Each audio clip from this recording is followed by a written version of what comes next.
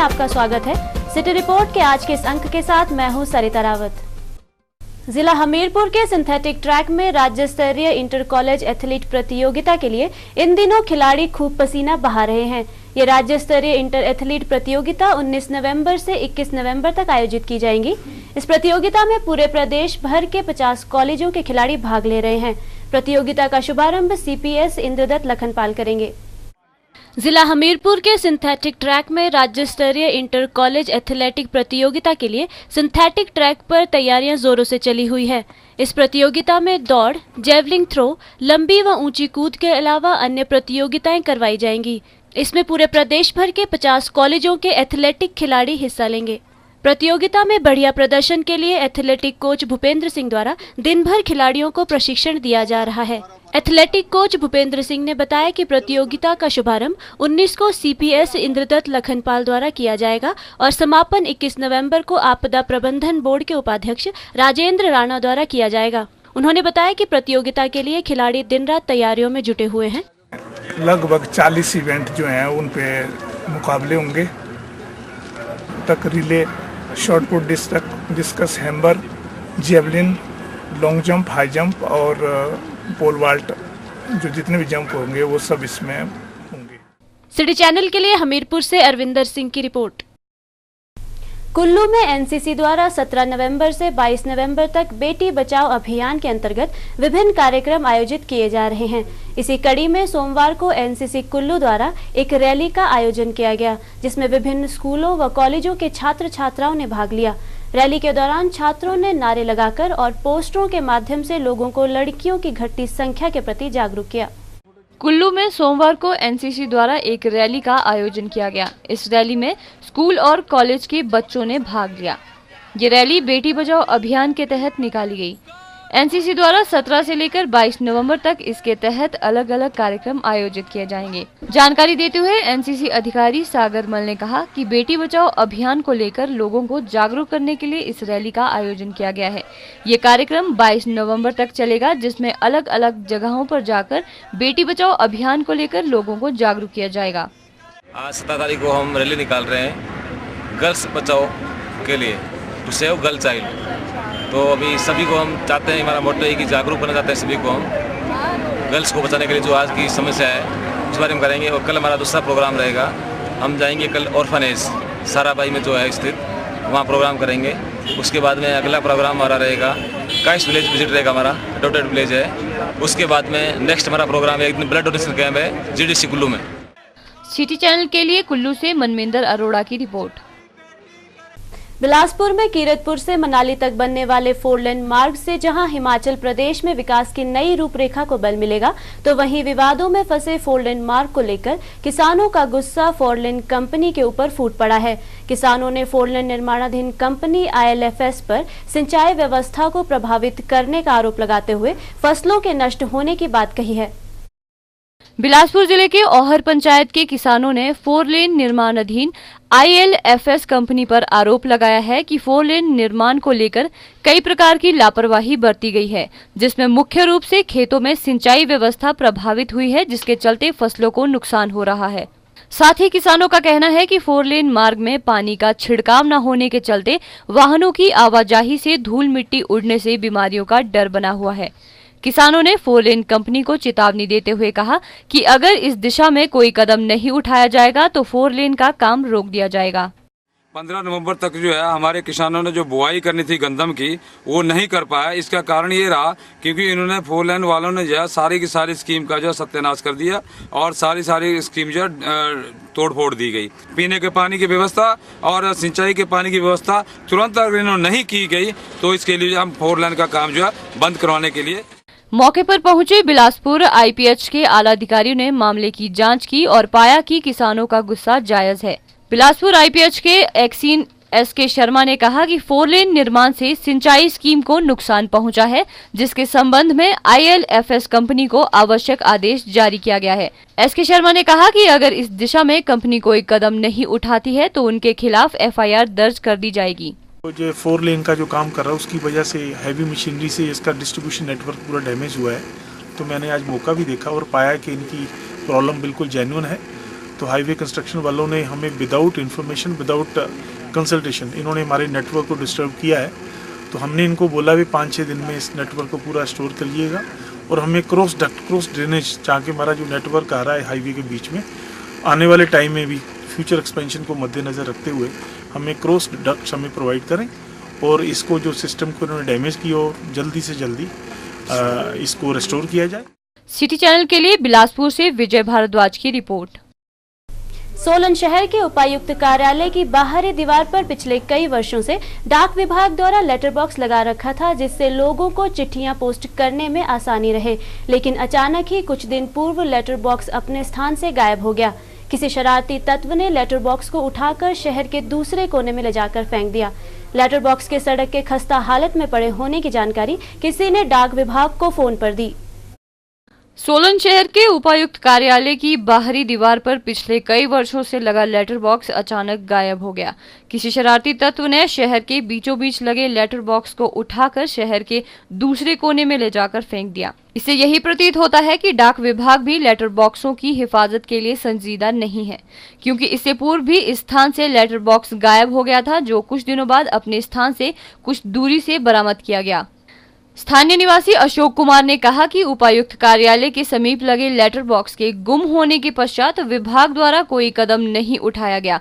Box गुम होने के बाद विभाग ने लोगों की सहूलियत को ध्यान में रखते हुए दूसरा बॉक्स नहीं लगाया है, जिसकी वजह से आसपास के लोग चिट्ठियां पोस्ट करने के लिए परेशानी झेल रहे हैं।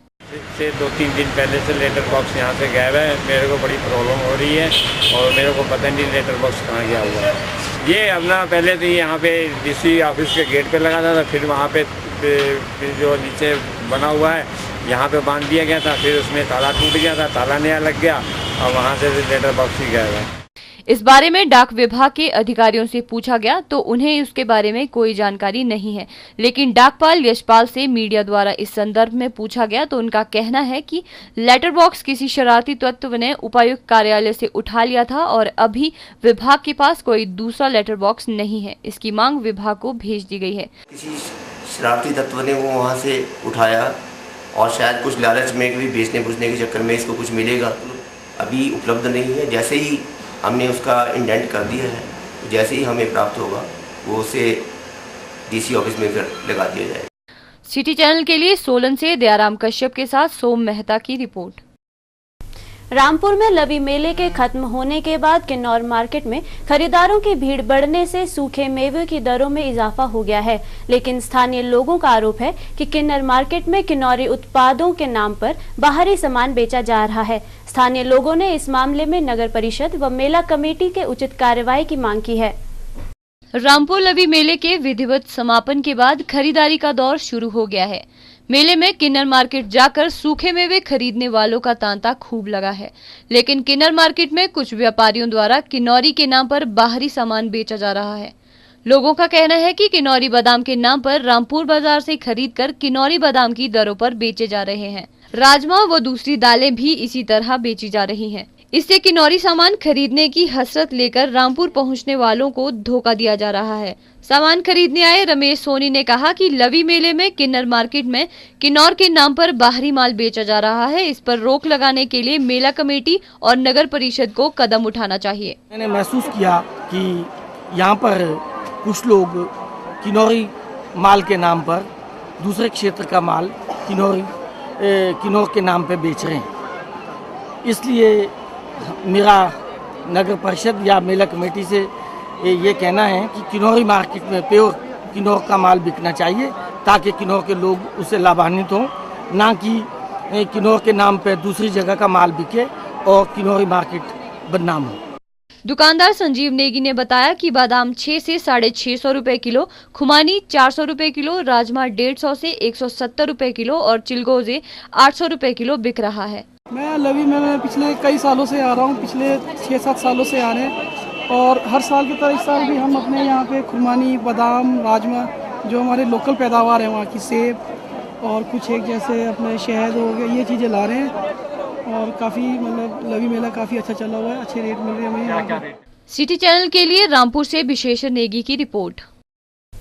तहबाजारियों और ऑनलाइन शॉपिंग से कारोबारियों को हो रहे नुकसान पर व्यापार मंडल शिमला मुखर हो गया है। सोमवार को व्यापार मंडल बाहर से आने वाले कारोबारियों और तहबाजारियों के कारण व्यापारियों को जो नुकसान हो रहा है उससे पुलिस प्रशासन को अवगत करवाया गया और पुलिस अधीक्षक को ज्ञापन भी सौंपा गया। ऑनलाइन शॉपिंग से जहां कारोबारियों को मंदी की मार झेलनी पड़ रही है, वहीं इससे राज्य सरकार को भी चपत लग रही है। लेकिन इसके बावजूद प्रदेश में ऑनलाइन शॉपिंग का कारोबार फल फूल रहा है। व्यापार मंडल के प्रधान इंद्रजीत सिंह ने कहा कि एक वर्ष में प्रदेश में 100 करोड़ की वस्तुएं ऑनलाइन के माध्यम से शिमला आई है, लेकिन हिमाचल में कई कंपनियां रजिस्टर न होने के चलते सरकार को राजस्व नहीं मिल रहा है और सरकार को चपत लग रही है। उन्होंने कहा कि एक ओर तो स्थानीय व्यापारियों को टैक्स पर टैक्स चुकाना पड़ रहा है, वहीं सरकार द्वारा ऑनलाइन शॉपिंग पर कोई अंकुश नहीं लगाया गया है, जिसके चलते स्थानीय व्यापारियों को दोहरी मार झेलनी पड़ रही है। इंद्रजीत सिंह ने कहा कि इन सभी समस्याओं से पुलिस अधीक्षक को भी अवगत करवाया गया है तथा उन्हें ज्ञापन सौंपा गया है। ऑनलाइन शॉपिंग से जिस तरह से दुकानदारों को नुकसान हो रहा है वो तो एक अलग बात है, लेकिन सेम समय में गवर्नमेंट को रेवेन्यू का बहुत लॉस हो रहा है। उसमें लगभग पिछले साल का एक हमारे पास आंकड़ा है जिसमें लगभग 100 करोड़ की हिमाचल में ऑनलाइन शॉपिंग हुई है, जिसमें अगर हम 5% से लेकर 14.25% तक की जो हमारी आइटमें उसमें आती हैं, अगर हम उनको एवरेज लेते हैं तो लगभग 7% का टैक्स आता है और लगभग उस तरह से देखते हैं 7 करोड़ रुपए का सरकार को राजस्व का लॉस हुआ है उसमें। और सेम टाइम में व्यापारियों का जो अपनी बड़ी बड़ी दुकानें लेके बैठे हैं तो उनकी सेल लगभग पिछले वर्ष से आधी रह गई है। सिटी चैनल के लिए शिमला से राजेंद्र काली के साथ अनीश चौहान की रिपोर्ट। कुछ महीने पहले शिमला के राम बाजार से गुम हुए युवक का अभी तक कोई पता नहीं चल पाया है और अब कुसुम्पटी उपनगर से 10 वर्षीय शिवानी भी लापता हो गई है। 13 नवंबर को सुबह 8:30 बजे घर से निकलने के बाद वो अभी तक वापस नहीं लौटी। बच्ची के परिजनों ने इसकी हर जगह तलाश की, लेकिन कोई सुराग नहीं लग पाया है। शिमला पुलिस भी शिवानी की सरगर्मी से तलाश कर रही है। राजधानी शिमला के राम बाजार से करीब 6 माह पूर्व नन्हे युग के लापता होने के बाद अब कुसुम्पटी से 10 वर्षीय शिवानी के लापता होने से शहर में दहशत का माहौल है। मूल रूप से उत्तराखंड के ज्वालापुर की शिवानी कुसुम्पटी में अपनी मासी के साथ रहती थी। 13 नवंबर को ये बच्ची सुबह 8:30 बजे घर से कहीं चली गई और उसके बाद से उसका कोई सुराग नहीं लग पाया है। घर से निकलते समय शिवानी ने बैंगनी रंग की फ्रॉक व पजामी और सफेद व काले रंग की जैकेट पहन रखी थी। शिवानी की ठोडी पर चोट का निशान है और वो हिंदी बोलती है। शिवानी के मासड़ सुखवीर वैद्य ने कुसुम्पटी चौकी में 15 नवंबर को उसके लापता होने की शिकायत दर्ज की थी। तभी से पुलिस शिवानी की सरगर्मी से तलाश कर रही है। अगर किसी को भी शिवानी के बारे में कोई जानकारी हो तो स्थानीय पुलिस थाने या मोबाइल नंबर 93186 31986 पर या 98052 08770 पर जानकारी दें। Bureau report, city channel Shimla. राजधानी शिमला में सत्य साईं सेवा समिति द्वारा सत्य साईं के 89वें जन्म दिवस पर 20 नवंबर से 23 नवंबर तक विभिन्न कार्यक्रमों का आयोजन किया जाएगा। समिति की ओर से भक्तों के लिए शोभा यात्रा और भजन कीर्तन जैसे कई कार्यक्रम आयोजित किए जाएंगे। राजधानी शिमला में सत्य साईं बाबा के 89वें जन्म दिवस के उपलक्ष्य पर श्री सत्य साईं सेवा समिति द्वारा 4 दिवसीय कार्यक्रम का आयोजन किया जा रहा है। ये कार्यक्रम 20 नवंबर से 23 नवंबर तक चलेगा। ये जानकारी सत्य साईं सेवा समिति के अध्यक्ष श्याम सुंदर ने शिमला में आयोजित पत्रकार वार्ता के दौरान दी। उन्होंने कहा कि 4 दिवसीय कार्यक्रम के अंतर्गत शोभा यात्रा, भजन कीर्तन और अन्य कार्यक्रम आयोजित किए जाएंगे। श्याम सुंदर ने कहा कि 23 नवंबर को सत्य साईं बाबा के जन्म दिवस पर पुजाली स्थित आनंद विलास में विशेष कार्यक्रम का आयोजन किया जाएगा। उन्होंने सभी लोगों से इस कार्यक्रम में बढ़ चढ़कर भाग लेने का आग्रह किया है। बर्थडे 89 ये हम जो है इसमें हम डिफरेंट पूरा 1 वीक का रखते हैं, डिफरेंट गतिविधि रखते हैं। इसमें पहली गतिविधि है आज हम जैसे नगर संकीर्तन किया, मेडिकल कैंप एक दिन यूथ का प्रोग्राम, एक दिन बच्चों का प्रोग्राम, एक नॉली महिलाओं का प्रोग्राम और एक दिन पालकी प्रोसेशन और नेक्स्ट डे बाबा का 23 को भजन होगा, जिसमें सुबह हम लक्ष्य अर्चना करेंगे ओम भूर्भुवः स्वः तत्सवितुर्वरेण्यं भर्गो देवस्य धीमहि मंत्र के साथ और 2 घंटे है नारायण सेवा होगी। उसके बाद 3 से 6 भजन चलेगा और भजन के बाद फिर आरती होगी और आरती के बाद जो है दिन समाप्त होगा और 30 को फिर यहाँ का नारायण सेवा होगी। सिटी चैनल के लिए शिमला से विक्रम कुमार के साथ रेशमा कश्यप की रिपोर्ट। सर्दियों में अस्पतालों में रक्त की कमी को देखते हुए सोमवार को शिमला के ऐतिहासिक रिज मैदान पर सिरमौर स्टूडेंट वेलफेयर एसोसिएशन द्वारा रक्तदान शिविर का आयोजन किया गया, जिसमें एसोसिएशन के छात्र छात्राओं के अलावा स्थानीय लोगों व पर्यटकों ने भी रक्तदान किया। सोमवार को सिरमौर स्टूडेंट वेलफेयर एसोसिएशन द्वारा रिज मैदान में रक्तदान शिविर का आयोजन किया गया। एसोसिएशन के अध्यक्ष मनोज शर्मा ने कहा कि उनकी संस्था समय समय पर समाज सेवा के कार्य करती रहती है। उन्होंने कहा कि रक्तदान शिविर लगाने का उद्देश्य गरीब व जरूरतमंद लोगों की सेवा करना है। हमारा ब्लड डोनेशन कैंप हो रहा है, जो यहाँ पर शिमला में अभी जो स्टूडेंट है और मजदूर है, कर्मचारी वर्ग है, उनके लिए हम जो ब्लड डोनेशन कैंप ऑर्गेनाइजर कर रहे हैं। उनकी जो किसी भी प्रकार की सिरमौर से जो भी कोई यहाँ पर आईजीएमसी में भी किसी भी तरह की जो मदद है वो हम करते हैं। अभी हमारा पहले ट्री प्लांटेशन भी हुआ था और फ्रेशर पार्टी उसके बाद हमने जो की थी। हर एक प्रकार की गतिविधियाँ हम यहाँ पर कर रहे हैं। एसोसिएशन के जो वेलफेयर का काम है वो हर एक परिस्थिति में हम यहाँ पे कर रहे हैं। और स्पेशली जो आज हमने ब्लड डोनेशन कैंप लगाया, ये जो हमारे गांव से एक गरीब और मजदूर किसान का बेटा जो यहाँ पर अगर आईजीएमसी में या कहीं रिपन में किसी भी हॉस्पिटल में जो यहाँ पर आ रहा है, उसके लिए हमने उसकी मदद के लिए हमने जो ब्लड डोनेशन की, ताकि वहाँ से आईजीएमसी में उसको ब्लड डोनेशन की दिक्कत ना आए। सिटी चैनल के लिए शिमला से राजेंद्र काली के साथ अनीश चौहान की रिपोर्ट।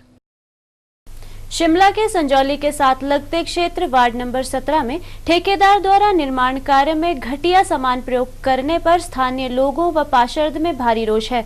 इस संदर्भ में पार्षद ने नगर निगम महापौर व निगम आयुक्त को भी अवगत करवाया। शिमला के संजौली के वार्ड नंबर 17 में लक्ष्मी नारायण मंदिर के साथ लगते क्षेत्र में सांसद निधि से बनाए जा रहे रास्ते में ठेकेदार द्वारा घटिया सामग्री का उपयोग करने के आरोप लगे हैं।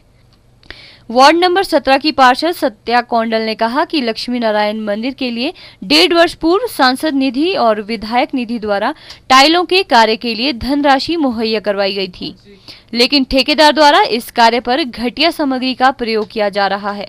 उन्होंने कहा कि इस संदर्भ में नगर निगम के महापौर संजय चौहान को भी अवगत करवा दिया गया है।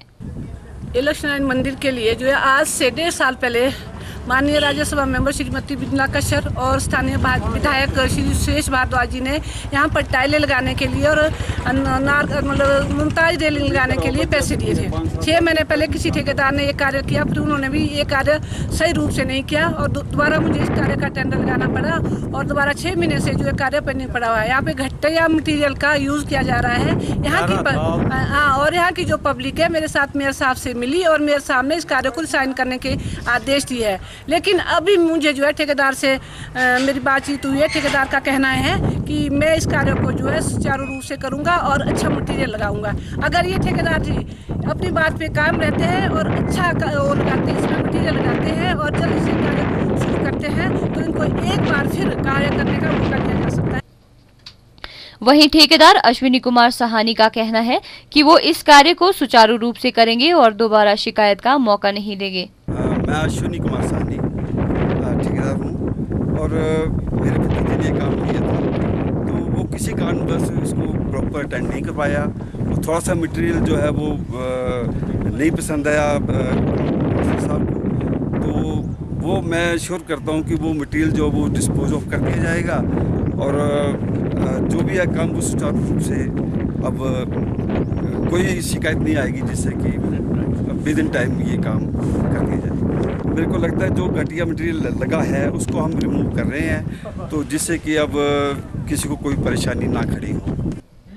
सिटी चैनल के लिए शिमला से राजेंद्र काली के साथ विक्रम कुमार की रिपोर्ट। सोलन के उपायुक्त सभागार में लेखक खेमराज शर्मा द्वारा लिखित उपन्यास मृत्युंजय का विमोचन किया गया।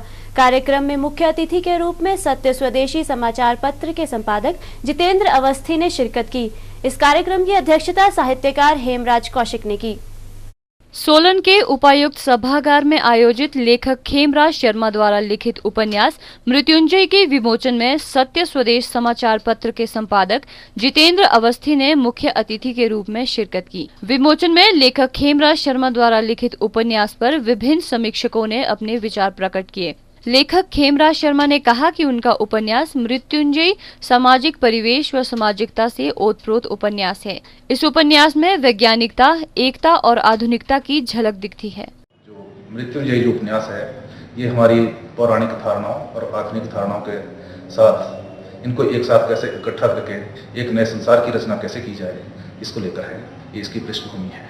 लोगों ने 10, 15, 20 लोगों ने इसको पढ़ा है और उन्होंने अपनी प्रतिक्रियाएं आज इस कार्यक्रम में दी है और उनको सुन के मुझे काफ़ी खुशी हुई। मुझे बल मिला है, मेरी सृजनात्मकता को, मेरी रचनात्मकता को और ज़्यादा इसमें मुझे बल मिलेगा। गौरतलब है कि लेखक खेमराज शर्मा अर्की उपमंडल के रामपुर गांव से संबंध रखते हैं।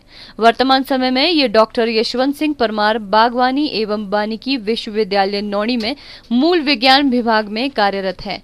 इनका पहला उपन्यास जिजीविषा वर्ष 2009 में प्रकाशित हुआ था। करीब 5 वर्ष के अंतराल के बाद 336 पृष्ठों वाला उनका दूसरा उपन्यास मृत्युंजय का विमोचन हुआ। सिटी चैनल के लिए सोलन से दयाराम कश्यप के साथ सोम मेहता की रिपोर्ट। सोलन में बुजुर्गों की सेवा और सम्मान के लिए कार्यरत संस्था केयर एंड शेयर ने अपना पहला स्थापना दिवस समारोह का आयोजन किया। समारोह में एसडीएम सोलन टशी संडूप बतौर मुख्य अतिथि, जबकि नगर परिषद अध्यक्ष कुल राकेश पंत विशेष अतिथि के तौर पर उपस्थित हुए। सोलन में केयर एंड शेयर संस्था ने अपना स्थापना दिवस समारोह धूमधाम से मनाया।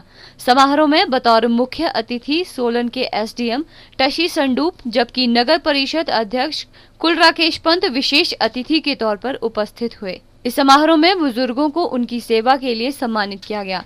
समारोह में बुजुर्गों ने रैंप पर चलकर खूब जलवे बिखेरे।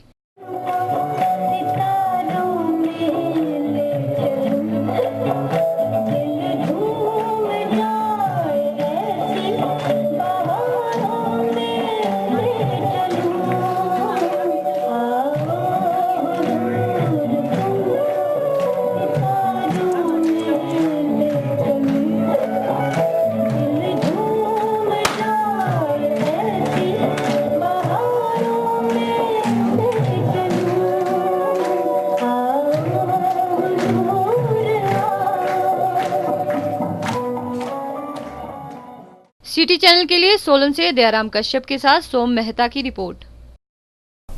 भाजपा द्वारा रोहड़ू ठियोग सड़क मार्ग को लेकर चलाए जा रहे सत्याग्रह के बारे में रोहड़ू कांग्रेस के विधायक मोहनलाल ब्राक्टा ने पत्रकार वार्ता के दौरान कहा कि इस सड़क मार्ग की बदहाली व देरी के लिए भाजपा सरकार जिम्मेवार है।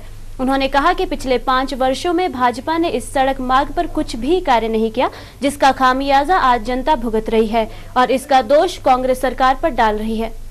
जहाँ तक इस रोड की बात है, केओ घाट कुट्टी रोडू, ये जो है इसमें जो इसमें देरी का कारण जो आज तक क्यों नहीं शुरू हुआ, क्यों नहीं ये तैयार हुआ बन के, इसमें जो है सारा श्रेय, सारा जो दोष है वो भारतीय जनता पार्टी को जाता है। जैसे कि आप सभी जानते हैं, पिछली बारी भारतीय जनता पार्टी की सरकार थी और ये इस रोड का जो कार्य है ये लगभग 2007 में शुरू हुआ था, जबकि 2012 तक इनकी सरकार थी। चाइनीज कंपनी जो इस कार्य को कर रही थी, उनके साथ ये ढंग से तालमेल नहीं कर सके कि भारतीय जनता पार्टी ने जानबूझकर इस कार्य को डिले किया है। और अगर भारतीय जनता पार्टी चाहती, ये कार्य जो है चाइनीज कंपनी द्वारा जो भी इसमें सीमा थी, कार्य पूरा हो सकता था। उसके अलावा उन्होंने इसके बारे में कोई भी उचित जो कार्यवाही होती है वो नहीं की। सिटी चैनल के लिए रोहड़ू से रविंदर ठाकुर की रिपोर्ट। भारतीय जनता पार्टी के प्रदेश उपाध्यक्ष नरेंद्र ब्राक्टा ने सोमवार को सड़क संघर्ष यात्रा के चौथे दिन खड़ा पत्थर से कोटखाई के लिए पदयात्रा की। ब्राक्टा को इस यात्रा में भारी जनसमर्थन मिल रहा है। उनके कोटखाई पहुंचने पर जनप्रतिनिधियों द्वारा ढोल नगाड़ों के साथ उनका स्वागत किया गया। नरेंद्र ब्राक्टा ने कहा कि उन्होंने सड़क की खस्ता हालत को लेकर उच्च न्यायालय में PIL दर्ज करवाई है। उन्होंने आशा जताई कि उच्च न्यायालय इस मामले में हस्तक्षेप करेगा ताकि सड़क का निर्माण कार्य तुरंत हो सके।